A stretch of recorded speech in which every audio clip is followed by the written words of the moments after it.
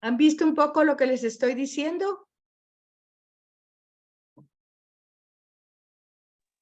Sí, lo estamos leyendo. ¿Sí? ¿Lo van comprendiendo? ¿Lo van encontrando? Sí, ya lo encontramos.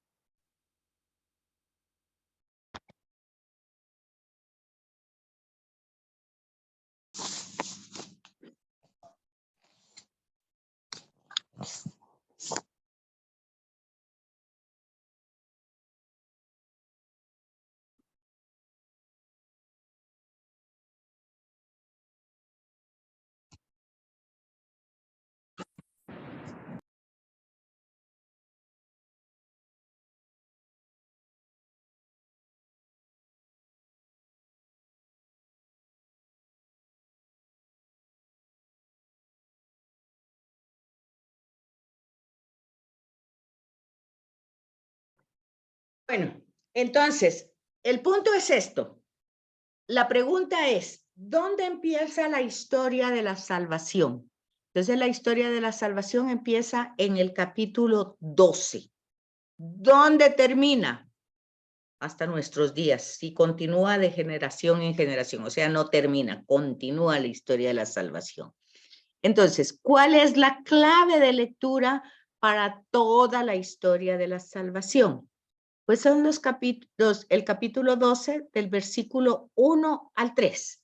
Y en este capítulo, en estos versículos del 1 al 3, se revierten las 5 maldiciones que hay para la tierra, para el sufrimiento de la mujer, del hombre. Y fíjense cómo es importante entender que la sospecha que pone la serpiente en su boca cuando le dice a la mujer que no morirán si comen del fruto, y entonces luego vemos el tema de las 5 maldiciones, es que las circunstancias de la vida cotidiana sin Dios, se va a ver como la más dura realidad humana, como un castigo, como un peso tan grande que no se puede aguantar, porque es sin Dios.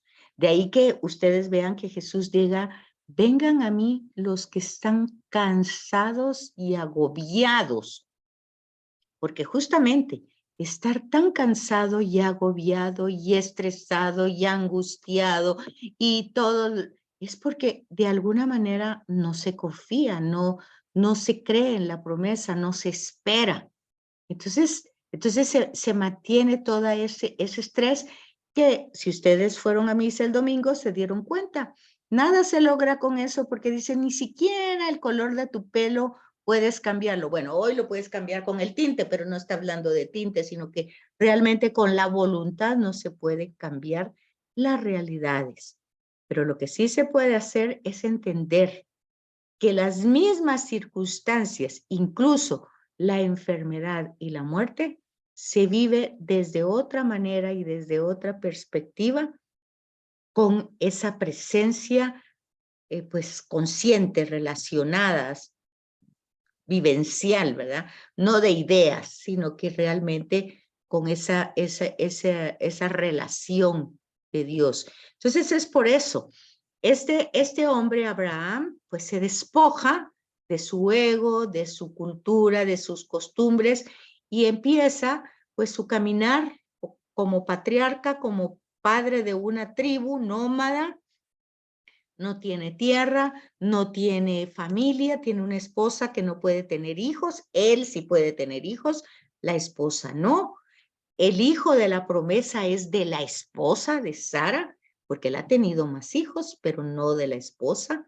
Entonces, van viendo ustedes todo ese proceso que se va cumpliendo Él sale de la tierra, confía y cada promesa que se le ha hecho, que va a ser bendición, Génesis lo va a ir narrando, cómo a los lugares que él llega, aunque se equivoque, porque a veces se equivoca, todavía el proceso de conversión es de toda la vida y él va en ese proceso. Hay que recordarse que es pagano, que ha venido, tiene algunas ideas.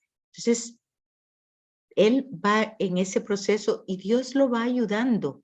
Él lo único que tiene que poner es de su parte la disponibilidad.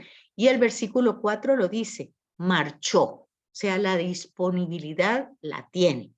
Igual van a encontrar ustedes a María Santísima, que después del anuncio del ángel y que le anuncia que su prima está esperando un bebé, pues María marchó.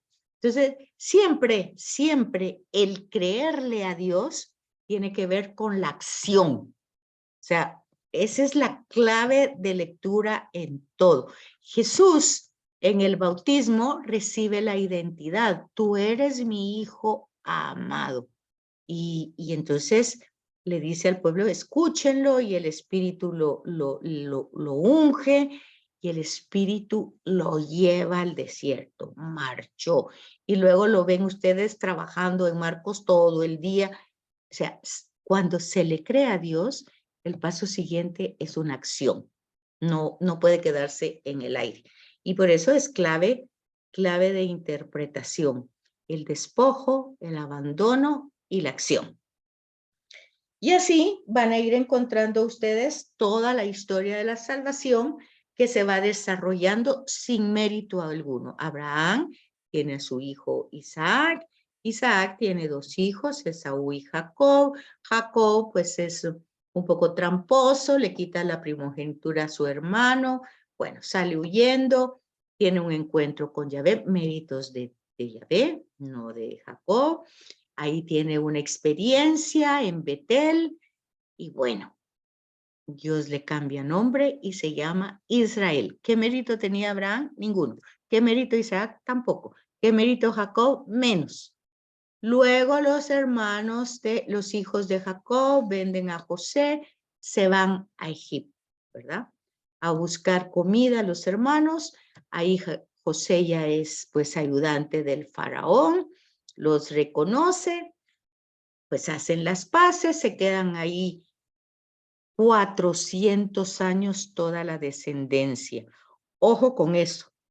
A Dios no se le ha olvidado la promesa hecha a Abraham. En cambio, los 400 años han pasado muchas generaciones sufriendo bajo el influjo de los egipcios, hasta que se quejan. Y cuando dice, esa es otra tradición ya vista, ¿verdad? Que escuchó, Yahvé escuchó el clamor del pueblo. No es que antes no lo había oído, no es que se le había olvidado, es que el tiempo, Dios en la historia de la salvación va entrando en la historia, pues, de acuerdo a su proyecto de salvación. Entonces, entra la historia a través de otra persona que tampoco tiene mérito, ha matado a un egipcio, ha salido huyendo. Bueno, ahí está toda la historia. Ni siquiera tiene raíces hebreas, aunque las tenga, pero no lo recuerda porque fue creado como hijo de la hija del faraón. Bueno, entonces vamos viendo la acción de Dios. La pregunta viene aquí. ¿Quién es el protagonista de la historia de la salvación? Obviamente que es Dios. Sin embargo, el hombre también es protagonista. Porque si ustedes han entendido lo que les he estado diciendo, pues ustedes se dan cuenta que el ser humano se dispone. Moisés tiene dificultades, entonces él dice, cuando tiene el encuentro ¿cómo se llamaba? El arbolito ese que tenía fuego y que no se quemaba, ¿verdad? Que no se consumía. La zarza. La zarza. Entonces, él le llama primero la atención eso, que está incendiándose, pero todo lo que se incendia, pues se cae, se se destruye. Y eso no se destruye, sigue ahí. Entonces le llama la atención. Ahí ustedes tienen que notar tradición eloísta. ¿Se fijan? Fuego, ahí hay un elemento. ¿Se fijan cómo sí se va reconociendo la tradición? Se acerca a él ante el fuego que está allí. Y entonces él no sabe quién es. El que se presenta en ese fuego es el Dios de Abraham, de Isaac y de Jacob. Eso ya me dice que, igual que la genealogía, que la historia continúa, pero continúa desde el principio, desde el capítulo 12. Y aquí ya vamos en otro libro que es el Éxodo. Ya estamos en otro libro, pero Dios no se ha olvidado de ese pueblo. El pueblo ya no sabe ni quién era Abraham ni nada. Es Dios el que les hace memoria. Es Dios quien les recuerda, es Dios quien toma la iniciativa, es Dios el que le dice a Moisés lo que tiene que hacer, ¿verdad? Y Moisés pone sus pues, excusas, dice, no puedo, yo no puedo hablar, soy tartamudo, y todo lo va solucionando Dios, así como le solucionó a Abraham, así como le solucionó a Isaac, a Jacob. Ahora es Moisés, otro personaje, pero en la misma situación. Y entonces luego pues salen y va toda una narración. En esas narraciones vamos a encontrar tradición yavista, eloísta, deuteronomista. Fíjense una cosa, que la tradición deuteronomista está prácticamente en un libro que se llama Deuteronomio, ¿verdad? Ahí ven ustedes la tradición deuteronomista. ¿Qué quiere decir deutero? Quiere decir segundo. ¿Y qué quiere decir nomio? Deuteronomista, nomio. Segunda proclamación, segunda nómina, segundo relato. Quiere decir que todos estos relatos que han pasado desde el principio, a través de la historia se han ido perdiendo muchas veces. Y entonces se ha tenido que volver a recontar la historia desde otra circunstancia y otro momento. Eso pasó más adelante, muchos siglos después, cuando fue el exilio de Babilonia. Entonces, destruyeron el templo, destruyeron todo lo que había en Israel, que es pues en Judá, Jerusalén, porque Israel ya había estado destruido antes por los sirios.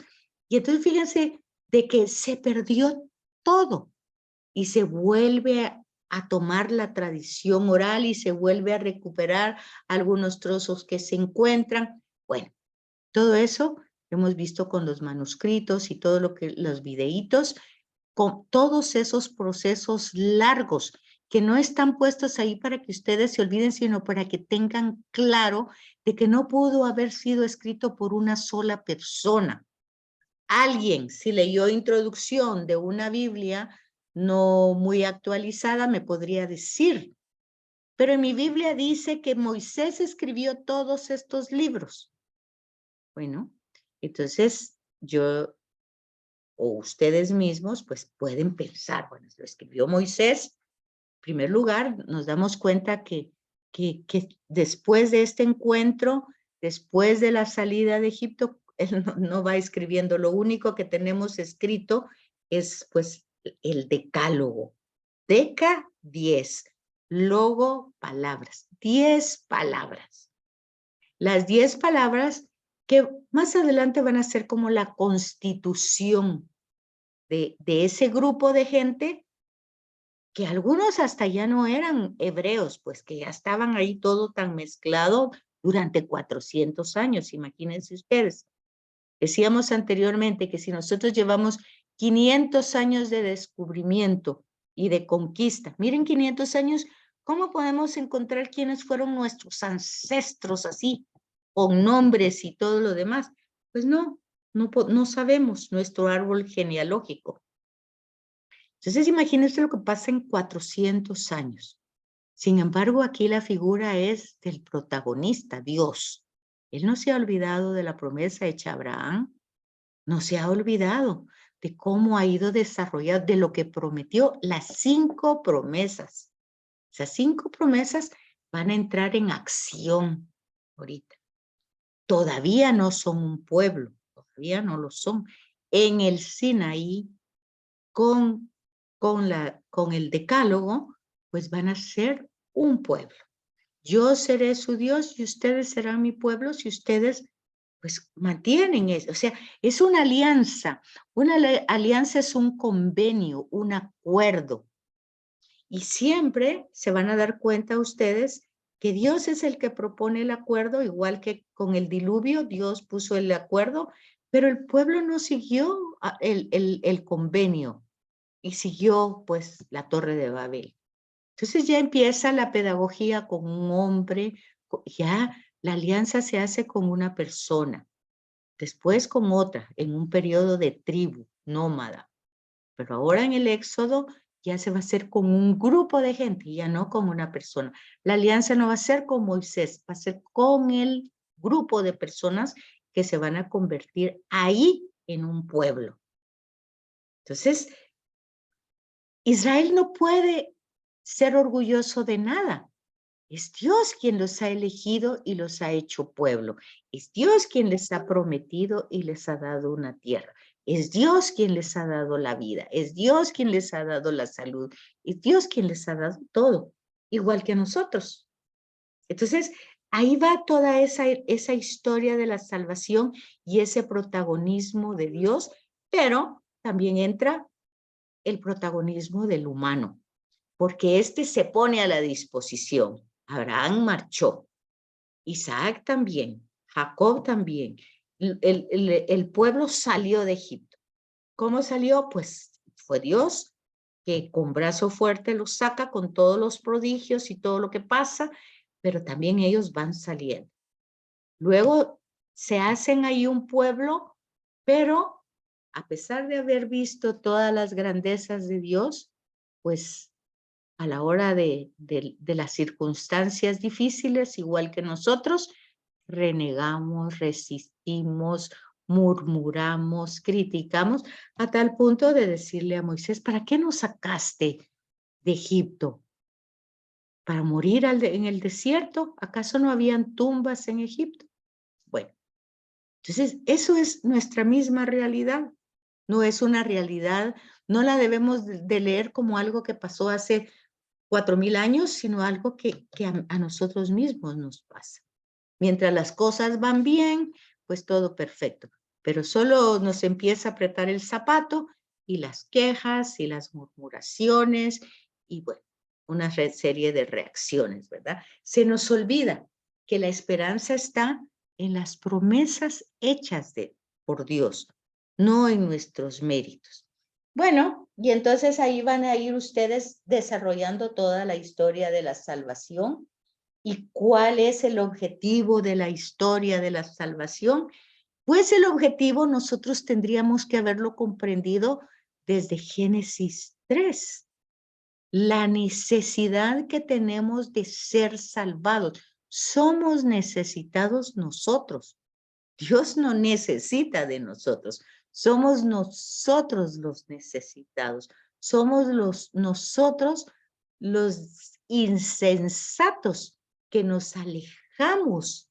Siendo necesitados, nos alejamos de la fuente de vida. Entonces, el no comprender, el creer que como nosotros le damos como un beneficio porque creemos en Dios, eso no es así. Dios no necesita, y lo dice en la Eucaristía, aunque no necesitas de nuestras alabanzas ni de nuestras plegarias, de nuestras bendiciones, es don tuyo. O sea, tú nos das ese espíritu de alabanza, de glorificación, es don tuyo que podamos glorificar. Es un regalo que nos da y que al que nosotros nos tenemos que disponer. Entonces, desde Génesis 1 y 2 y 3, 4, todos esos capítulos que hemos visto y que tendrían que haber leído, tendríamos que ir viendo y descubriendo la necesidad de ser salvados, porque la promesa es esa. La promesa es de salvación. La historia es de salvación. Por eso, el tema central de toda la escritura es soteriología. Soter, no esoteriología, porque soteriología es magia y cosas así. Soteriología, soter, en griego es salvación y logos tratado. El tratado de la salvación que nosotros lo estamos viendo como historia de la salvación. Y vemos que esa historia de la salvación, que también ya lo vimos en estos breves capítulos, en estos libros, Génesis, Éxodo, se da en la historia humana. Pero ¿cómo es que se da? Bueno, Dios se revela por amor, se da a conocer, quiere que lo conozcamos. ¿Y cómo lo hace? Pues para eso inspira a determinados personajes, personas, que se abren a ese conocimiento y se disponen a la respuesta y transmiten esa experiencia para que nosotros veamos que ellos son testigos y nosotros lo experimentemos. Creer no significa que creamos que a Abraham le pasó eso, a Isaac sí le pasó, pero no ese es el tema de la fe. Lo que les pasó a ellos nos va a pasar a nosotros porque nosotros seguimos siendo el pueblo de Dios. Entonces, la forma como Dios ha actuado siempre y sigue actuando es que Él se da a conocer, pero cuando Él se da a conocer, nos conocemos nosotros. Es decir, la importancia de saber quiénes somos y cómo somos. No es muy difícil, porque todos tenemos la misma condición humana y todos somos pecadores. Ya dijimos que la palabra pecado es una palabra bíblica, que lo que significa es que nos separamos, que nuestros actos libres nos separan de Dios, porque Él nos creó para hacer el bien, y cuando nosotros no lo hacemos, pues nos separamos. Entonces, es un tema, una palabra que tiene que ver con la Sagrada Escritura, con la Biblia, ¿verdad? Y cuando Él se da a conocer a nosotros, nosotros nos damos cuenta de cómo somos nosotros nos conocemos. Y aunque hay una gran distancia entre lo que es esa realidad y lo que somos nosotros, pues ya por méritos de Cristo, por eso como llega la historia de la salvación ahí, entra una nueva alianza, la alianza del Sinaí, se renova en el Calvario y entonces ya nosotros formamos parte de ese pueblo que también recibe esa historia de la salvación. Entonces, esa es la importancia de ir comprendiendo las distintas etapas. O sea, la historia de la salvación tiene etapas. La primera etapa, que ya la vimos del primer capítulo 1 al 11, que es como la historia universal sin Dios. La historia de la salvación empieza en el capítulo 12. Entonces, es la primera parte, la primera etapa, los orígenes primarios de Israel como nómada, como un pueblo, no eran un pueblo, como una persona que tenía una tribu y que era nómada, y ahí van a encontrar ustedes muchas experiencias que después van a ser aceptadas y transformadas cuando ellos ya se vuelvan sedentarios en Canaán. Pero primero ellos están en carpas, ya después ellos van a tener la fiesta de las tiendas para recordar este periodo. Pero este periodo forma parte de su historia y forma parte de la historia de la salvación porque Dios salió al encuentro de Abraham. Es la importancia de Abraham. 2000 años antes de Jesús. Sale al encuentro de un grupo de gente politeísta y él se abre al conocimiento de un solo Dios. Bueno, entonces ahí va con su tribu, con sus animalitos y con toda la gente que formaba su tribu, se estacionan, se pasan la noche en algunos lugares, ponen sus casitas de campaña, degollan un corderito, le riegan la sangre alrededor para que los espíritus no les afecten. Pasaj, Pascua, Paso. Ahí empiezan las raíces. Así como la celebración del sábado se fundamenta en el día séptimo que Dios descansó, así Pasaj, o sea, Pascua, era una práctica ya monoteísta a Yahvé de los nómadas, de los que van de un lugar a otro y que quieren proteger con la sangre del cordero, y la ofrenda es hecha a Yahvé, y el comer con la tribu, lo que quedaba de la ovejita, pues entonces se formaba esa tribu, esa práctica. Y ahí ya van viendo ustedes un culto primitivo y la razón por qué se hace ese culto. Pues agradeciéndole a Dios que les dio un lugar de comer a los animalitos, porque se quedaban en eso, en un lugar donde encontraban que hay alimento, agua, entonces agradeciendo a Dios, pidiendo protección y siendo ellos una comunidad que compartía lo que tenía. Bueno, ahí están las bases. Luego lo vamos a encontrar más adelante, Pasaj, cuando salen de Egipto. Es otra etapa, el éxodo. Es otra etapa, pero otra etapa que avanza. Se quedaron esclavos, ya no son nómadas, ya se quedaron ahí, pero están esclavos. Y Dios los quiere libres. ¿Okay? Los saca, Pasaj otra vez, paso. Ahora el Cordero tiene otro tema, otro propósito. Ahora la sangre va a servir como protección para que la exterminación no pase donde ellos están. Entonces, las hierbas rápidas que se llevan porque van de paso, van a salir de Egipto como migrantes, huyendo, y van a, pues, a caminar, ¿verdad? Para encontrar un lugar, de paso, pasaje. Entonces, el Cordero tiene otra función ahí, y aquí ya se va a establecer el principio del pueblo. La parte de los patriarcas son los orígenes del pueblo. Aquí ya es la fundación, el preámbulo para la formación del pueblo. Un pueblo necio, un pueblo que ve las acciones grandes de Dios, pero no se convence. Y ahí está Dios, paciente, providente, misericordioso, cercano, acompañando de día. Ahí ven otra vez la tradición eloísta. De día va la nube, de noche va el fuego, elementos. Entonces ahí va Dios acompañando el camino, Dios abriendo camino en el desierto. Todo. Entonces vamos viendo al protagonista y al hombre que va confiando, con sus resistencias, con sus murmuraciones, con sus quejas, pero ahí va. Entonces, así hasta que Josué entra al grupo, pues a la tierra prometida. Es otra etapa.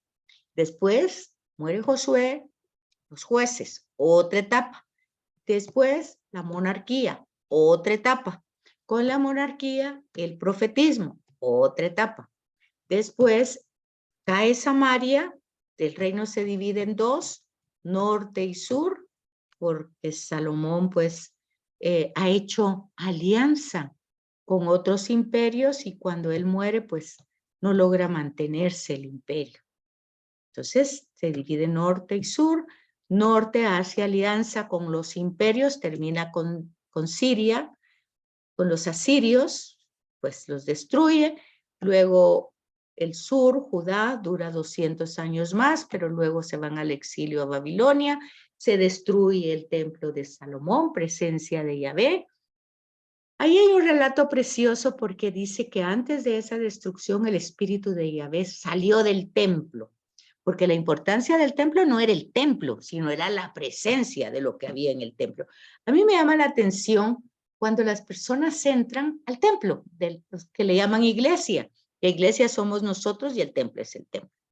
Pero la gente entra y entra, como no ha empezado la misa, como el sagrario está en un pedacito, la gente entra como que ese es un salón. O sea, no tiene conciencia de que el templo es un lugar separado. Sagrado quiere decir separado.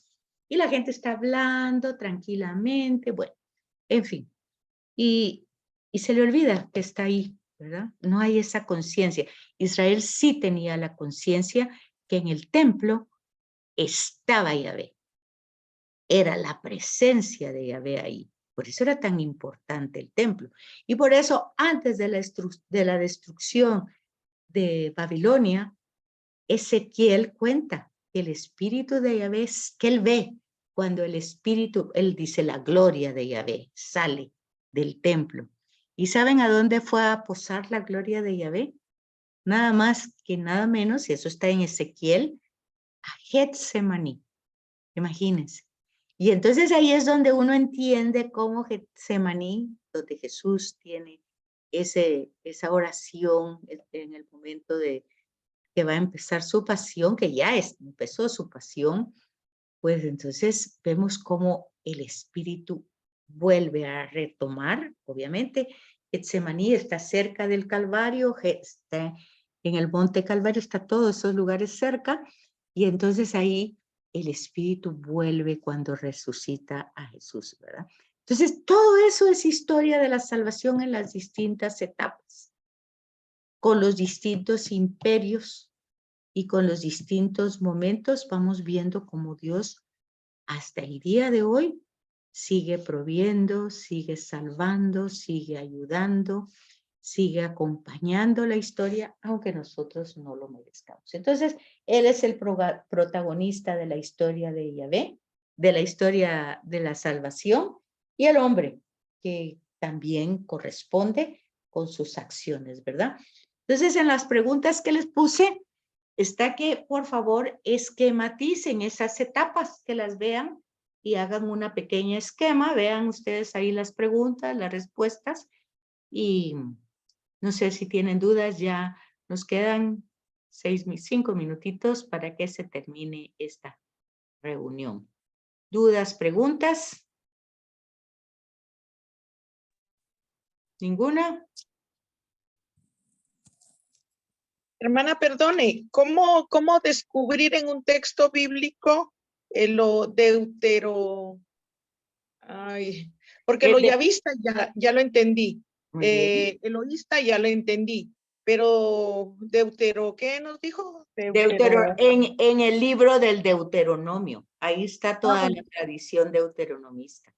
O sea, Pero Deuteronomio. ¿cuáles son los signos? Porque yo entendí que Eloísta utiliza signos como la naturaleza, la paloma, Yavista utiliza signos humanos como el sacerdote, pero... No.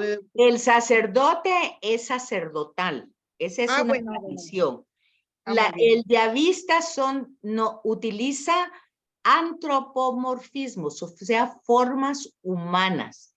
Y el eloísta utiliza elementos de la naturaleza como el agua, el fuego, el viento, y también utiliza intermediarios como ángeles y cosas así.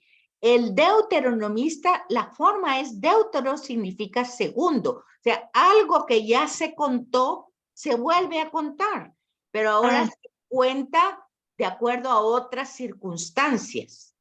Muy bien. Gracias, hermano. Muy bien. ¿Alguien más? ¿Algún ejemplo, hermana? ¿De qué? Del deuteronomista. Es el libro del Deuteronomio, es todo el libro del Deuteronomio, es toda esa tradición. Vimos una pieza del yavista, una pieza del sacerdotal. Vimos también elementos en el diluvio, si ustedes no lo leyeron, ahí están del eloísta. Ahora, el deuteronomista está en todo el libro Deuteronomio, por eso se llama Deuteronomio. Es una segunda narración, o sea, es otra tradición. Es todo el libro. Buenas noches. Mi pregunta tiene que ver con la tarea. Iniciamos en la lectura del versículo 12 del Génesis, que es los primeros versículos que tienen que ver con estas 5 promesas. Ajá. Y luego, ¿hasta dónde llegamos para responder? No he visto las preguntas, tal vez por eso me estoy adelantando. No, pero las preguntas no van hoy en relación a lectura, más bien van a las etapas. Por ejemplo, les expliqué todas las etapas de la historia de la salvación. Ustedes hacen un esquema. Luego hay preguntas directas. ¿Quién es el protagonista de la historia de la salvación? ¿En dónde empieza la historia de la salvación? Es más o menos ver si ustedes van entendiendo lo que yo les estoy diciendo. Pero de leer tienen que leer, pero yo me doy cuenta que no están leyendo. Pero tienen que leer. Tienen que leer las introducciones, tienen que leer las notas de pie de página. Si no han leído los 11 capítulos, léanlos con las notas de pie de página. O sea, lo que ya vimos que teníamos que leer, hay que leerlo para comprenderlo. E ir viendo, encontrando en cualquier lugar que ustedes lean, qué tradición pueden ustedes encontrar ahí de acuerdo a lo que están leyendo, de acuerdo a la escritura, al texto. Pero eso ya depende del interés que ustedes tengan. Pero las preguntas son muy sencillas, muy concretas de la primera sesión y de esta. De la anterior, quiero decir, y esta. O sea, hoy no les dejé leer nada. Esa es la respuesta. gracias. Muy bien. Sí, Brenda. Una pregunta, me llamó mucho la atención lo que usted decía, que dice que cuando creemos en Dios y tenemos fe y todo, pues todos los que vean a mí, que estén cansados, yo los haré descansar y todo, ¿verdad? Pero ¿qué pasa cuando yo sí hago esa parte y la otra persona no lo hace? Y se lo digo por un enfermo. O sea, yo sí me refugio en Dios y le pido esa fortaleza que me ayude a entenderlo, que me ayude a soportarlo, pero ¿qué pasa con ese enfermo que se cierra a eso? Entonces sí es algo así como que bien cansado. No, porque usted no tiene que hacer nada, eso lo hace Dios con el enfermo. Usted solo se lo pone en las manos de Dios y Él es el que tiene que actuar. Uno solo es un instrumento. Entonces, no tiene por qué cansarse. Sería que le cansara orar al Señor para que le abra el corazón a esta persona que está hermética por sus circunstancias históricas, seguramente. Sí. Pues posiblemente no cree, no sé, su historia tiene que ver, pero esto no lo hace uno, esto lo hace Dios. Entonces uno solo lo pone a consideración con Él. Pone el trabajo, pone a la persona, ofrece lo que pueda ofrecerle al Señor por el bien de esta persona. Y bueno, uno sabe que el Señor va a actuar en esa persona porque Él siempre actúa. Él así lo ha prometido. A ver, está bien. Hermana, pero también Dios cuenta con nuestra voluntad para que Él pueda actuar. Entonces, en el caso que dice la hermanita, si Él se cierra, pues por supuesto que no se abre a esa promesa. Usted no sabe, eso es cosa de Dios y Él. Uno solo lo pone en las manos de Dios y Él es el Señor. Uno solo hace lo que tiene que hacer. Nada más. No tiene que hacer más. Todo lo demás lo hace el Señor. Solo mi parte, ¿verdad? Solo su parte. Ok, gracias. Bueno, queda un minutito y ya, que pasen feliz noche, que descansen